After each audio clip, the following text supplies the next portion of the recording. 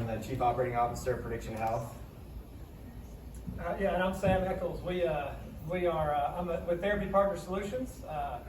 I've been a physical therapist for 28 years, and I appreciate Adam and the guys asking me. We have used their product since October, and it's been not only a pleasure as to what it's been able to do for our business, but it's been a pleasure to work with these guys. They're some of the most innovative, responsive, and quickly nimble will give you what you need. And if there's something, the tools are so fast inside of this program that they seem to be able to create anything we dream up.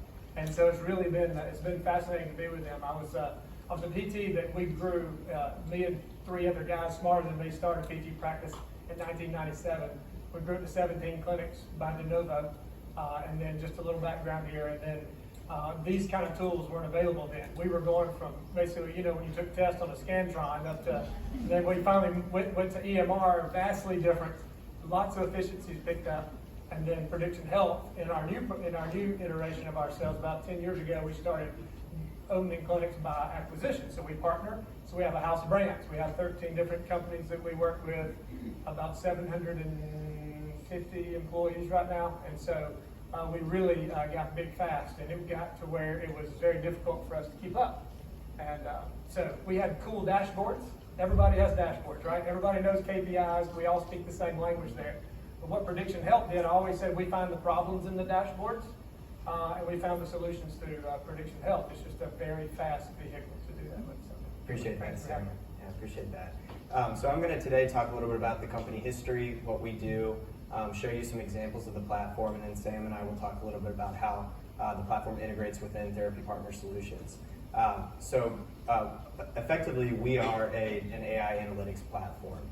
We process 100% of the chart notes with the practice groups that we work with to uncover compliance risk, to help with coding accuracy, as well as reduce the administrative burden of data wrangling, which I know many of you are acutely aware of.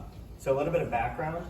This is Pedro and Ravi. Pedro's going to join us during the Q&A section of our presentation.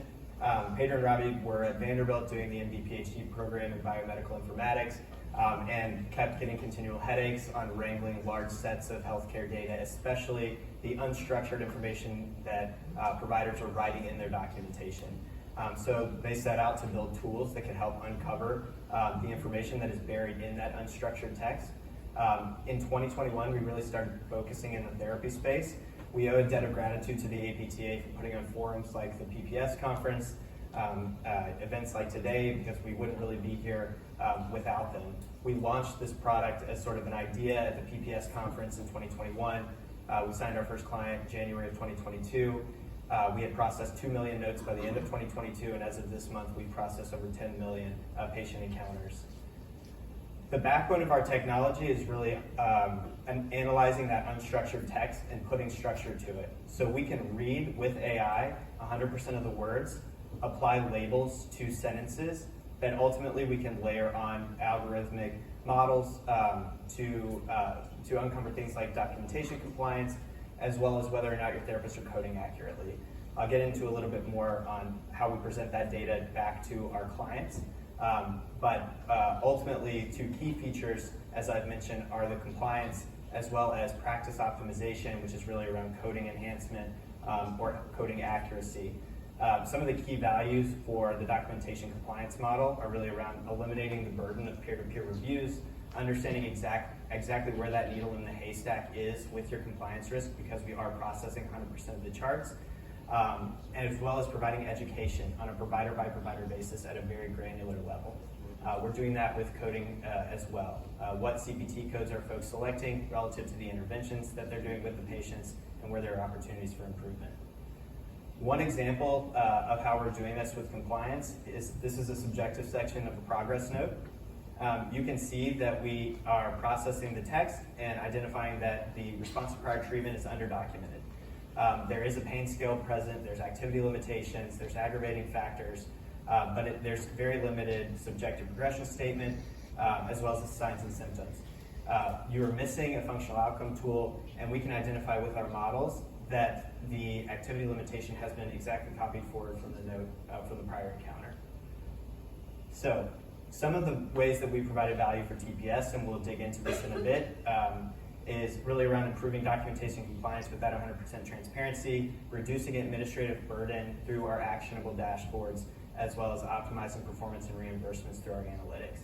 I'm going to show you a few screenshots of our platform. We do have a booth set up, so we'd love to show you how it actually works. But just for some examples, we are detailing across the different components that we're looking for within compliance on a provider-by-provider basis. So this heat map is representing the specific components where your providers are having challenges, so that you don't have to have an hour-long staff meeting with everybody to do general documentation training. You understand exactly where the issues are, and you can pinpoint that education to that provider. We also provide snapshots on a provider-by-provider basis, so you can trend that score over time. We present that analytic on a 0 to 100 scoring system. 60 and below, you're at a high risk for audit failure. 60 to 80, there's some room for improvement, and 80 and above, you are likely to pass an audit. We do targeted education, as I mentioned, on a provider-by-provider basis. So you can see at the lower portion of the screen the top areas for improvement for this provider. We also provide some reference information on what we're looking for, at what is good for that specific component, like description of condition, justification for skilled therapy, or response to prior treatment. We trained our AI models on thousands and thousands of rows of data and a gold standard set of compliant notes. So every time we process a new note, we compare it against that gold standard so we can see who has a compliance risk, but who's also over-documenting, wasting time, and adding burden to their day. We present those analytics here. You can see everyone on the right-hand side of the screen. That's the percent of time they're over-documenting different sections of the note, and you can quickly drill down to that provider snapshot to get a bit more information. We also do structured data analysis. So we're pulling in the CPT coding data from your EMR.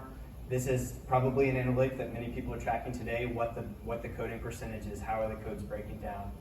But we can take that a step further with our unstructured data analysis. We can show you how often we're predicting that therapists are selecting possibly inaccurate codes. This graph here shows the number of units that we're predicting were originally therapeutic exercise that could have been coded as therapeutic activity or neuromuscular reeducation. Our interface can drill down to the note level, so you can see these are examples of where our AI honed in on the note to actually make that prediction. You can see very functional activities were done with the patient and this therapist built therapeutic exercise. As I mentioned, we do structured data analysis as well and present them in our interface. So you can see, an example here of the number of providers, patients, the date of service, the total minutes for that encounter, the number of units, as well as the code that was selected for the insurance provider with very easy filterable dashboards that you can drill down into. So with that, I want to ask you, Sam, how has PredictionHealth impacted your compliance program at TPS? Yeah, we, like everybody else, we did peer-to-peer reviews. We did about 4 charts on every therapist, and they would review each other's charts. And what we realized pretty quickly after we started using this was the review is about as good as the reviewer. And I don't know that we were learning a lot. So when we first plugged into PredictionHealth, we realized the holes very quickly. Not only the holes, but who has the holes and where are the holes. Not only in the subjective, objective section of the note, even beyond that, like the key elements. We realized quickly that what is happening is as the documentation elements and requirements change, PredictionHealth rolls with it. And so we don't ever get behind. And so when something changes, all of a sudden our scores drop. We're like, was that us or was that the rules that changed? And they have all those posted on there. It's really been, it's taken us from a standpoint of coaching rather than playing defense. And so that's, we're being able to be very nimble and proactive and get people documented. I call it documentation insurance. So it's been nice. Appreciate that. And then we also touched on the administrative burden of wrangling data. So interested to know how our platform has helped you get down to that granular level a bit easier now. Yeah, it's simple. In a word, it's filters. And so you guys know reimbursement's not really going up. Every year we get y'all all get the same stuff we get. We look at it and go, well, there's another 3%, there's a 2%. It's okay. I'm not even cynical about that. That's okay. But what we know for sure is we can't ask our therapists in a world that's hard to staff to do more. It's difficult to do that. Would you see one more patient? Can you get another? I don't like asking, but nobody does. I was our chief clinical officer forever, and now I'm our COO, which is random. Like, it's hard to be both of us. And so it really vexes me on how do we get there. What we realize, they're not coding right. And so when we take a TE and we make that a TA, because it's proper. Somebody's doing lunges. I don't need to justify. You understand that is a TA. We know when we make those changes, we get $3 to $8 a unit, a unit more on those, and not because we're trying to upcode or downcode, but we have gotten audits from Medicare said you bill too much TE. And it's because they know that should be coded differently. They pay more because they're worth more. That's the RVU word, right? And then coding the time, using your time wisely. We call it billable units versus treatment time, right? Billable time, treatment time, two different things. Patients overlap sometimes. You can't bill for both of those times in direct units. But instead of billing a 63-minute treatment, we do a 53-minute, 54, 55. Those billable, you can add a unit. We know that's not going to happen all the time, but it helps in coaching and understanding the 8-minute rule, and it helps you understand the AMA rule. We coach them, teach the billing rules. When they get good at it, they make better decisions. If it has one code a day, that's $6,000 a year for one code. And so it's not like we're trying to make up for the losses just so we can stay where we are. So, but yes. Appreciate that. And in closing, our mission at Prediction Health is to remove the administrative burden and all of the hassle around the things that therapists have to think about that aren't treating their patients. So if we can uncover that information and provide tools that can assist them in that and get back to why they went to PT school, why many of you went to PT school, ultimately that's why we set out on this mission. And with that, I'd love to invite Pedro up on stage, who's our CEO and co-founder, and answer any questions that folks may have.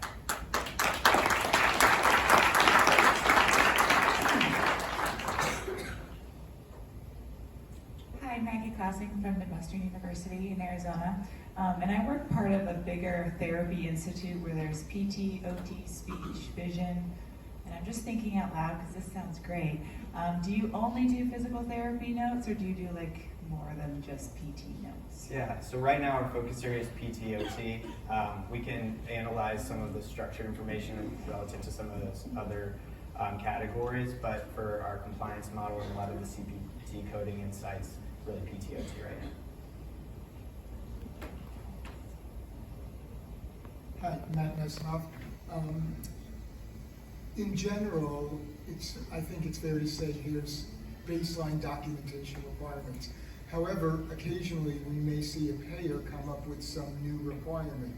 United Healthcare is an example of that, right?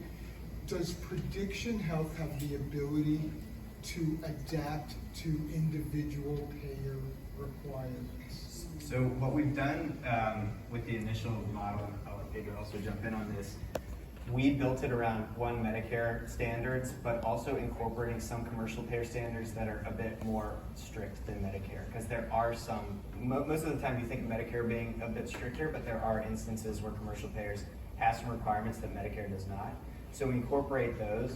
We are constantly on our product team making sure that we're staying up to date on new regs that come out. We work with about 4 external compliance consultants that we're working with on a very frequent basis to make sure that the model is kept up to date to those standards. I have a question related to that. So as you're describing that, do you have one model that does for all payers? Or if this patient's under United Healthcare, is there a different model that runs there versus what runs under everyone else? Hi everybody.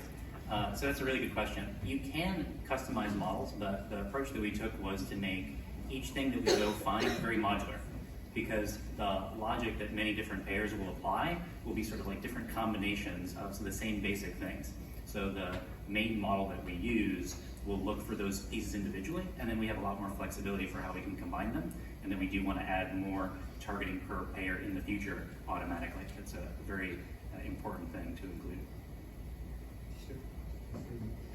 Just a little clinical, practically speaking, when we do drill down, you can quickly filter for insurances, insurance plans, to your point. So you'll know how you're, not only the coding for this particular insurance, you can know which plan inside of that insurance and which provider did all. It's very quick, very nimble, but to your point, we went through this drill, and for us, when I see that, most of our stuff is Medicare, and what we mainly worry about. To your point, United made some huge changes. And so now when I drill down and I see that particular score was bad, I consider the insurance before I consider the correction. Does that make sense with the provider? It does. And I have a second different question.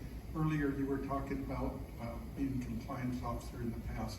So anybody who has done chart reviews, at least for me, my documentation got a lot better after I started doing those. And especially when, as a PT, I started looking at the speech therapist, which was a language from another world initially. But that's also how reviewers look at physical therapy language sometimes. So I guess my question becomes, if we're just using the prediction model, do we lose some of that education possibility for therapists? Yeah, no, that's a great question. No, and the answer to that is when there are issues, we pull charts. We go, here's your chart, here's what you're losing, here's the requirement. The requirements are clearly printed. I print them before I go into that coaching session, and it's very short. You don't have to call a staff meeting because I know who's the problem and what the problem is, and so I pull the billing. This is what's required, and we sit down and go, all right, here's the requirements. Here's where it says you're falling short. Go into a couple of charts with me and let's look through your particular charts on this particular instrument. Okay? So the coaching is where that is made up. Yeah. Good question, though. Hello, this is Nitin from PredictionHealth. Great product. Really glad to see PTs in this space. I just want to know, what is your vision for 3 to 5 years from now? For example, where I see this product going is providing some comparative efficacy of physical therapy interventions. Which of our physical therapists in, let's say, one system are doing better in outcomes and patient performance than others, so that it can be opportunity for others to learn, and then those who are doing better practice, better opportunity for reimbursement from insurance companies. So do you see your product giving that comparative analysis in the future? Yeah, so checks in the mail, another question. So the original vision was, Ravi and I saw in millions of patients' records a lot of useful data that was hidden, and you can't use it to improve care and see how you can be better, because you can always be better. And so this technology and what we learned to do, we started with compliance and CBT insights, but the very next step is going to be real time and going and integrating rather into the workflow, so we can start helping more and more closer to when that chart is being written. But then from there, with these tools in hand, being able to analyze things, to put metrics, to see what they're doing, and to start putting a number to the description. Hey, this patient's doing better, they're progressing, they're doing more, their endurance is up, right? Is to turn that into a number so that you can use all of this visibility and transparency into that raw, unstructured text to now guide and make sure that the quality of the care is getting better. And you're able to dive down now in that dimension as well. So we're really, really excited about being able to focus on outcomes and quality of care on top of these really great initial use cases that have given us this opportunity.